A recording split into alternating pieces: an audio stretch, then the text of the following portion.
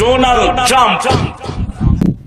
এই Donald Trump আমার সাথে অনেকবার সাক্ষাতের অবস্থা হয়েছে, আমি যাইনি। এই ট্রাম্প হলো তার পরিবার এক লক্ষ, এই তারাম, এই লোকটার দাদা পরদাদা ছিল সিরিয়া। হাদিসে তার নাম এসেছে। সিরিয়া থেকে তার পরিবার বিভিন্ন ভাবে মাইগ্রেটেড হয়ে তার পরদাদা আমেরিকা গিয়েছে। অত্যন্ত কম বয়স, পয়সা দিয়ে নিয়ে যেত খেলার জন্য, ভালো ইনকাম।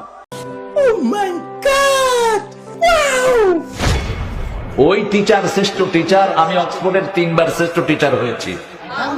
আজকে বলে ফেললাম ফট করে, এটা কেউ জানে না, আমার পরিবারও জানে। ফুটবল ইংল্যান্ডে গিয়ে লিগে খেলেছি 1990।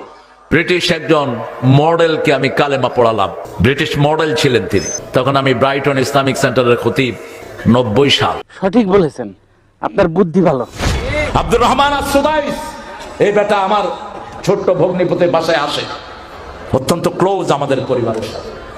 তিনাকে জিজ্ঞেস করা হলো লাইলাতুল কদরে আপনি কত পান? বলছে 87 রাতের জন্য আমি পাই বাংলাদেশি টাকার 100 কোটি টাকা। ঢাকার চ্যাম্পিয়নশিপ পুরস্কারও আছে আমার ব্যাডমিন্টনে। আসো খেলবো, খেলা হবে, খেলা হবে।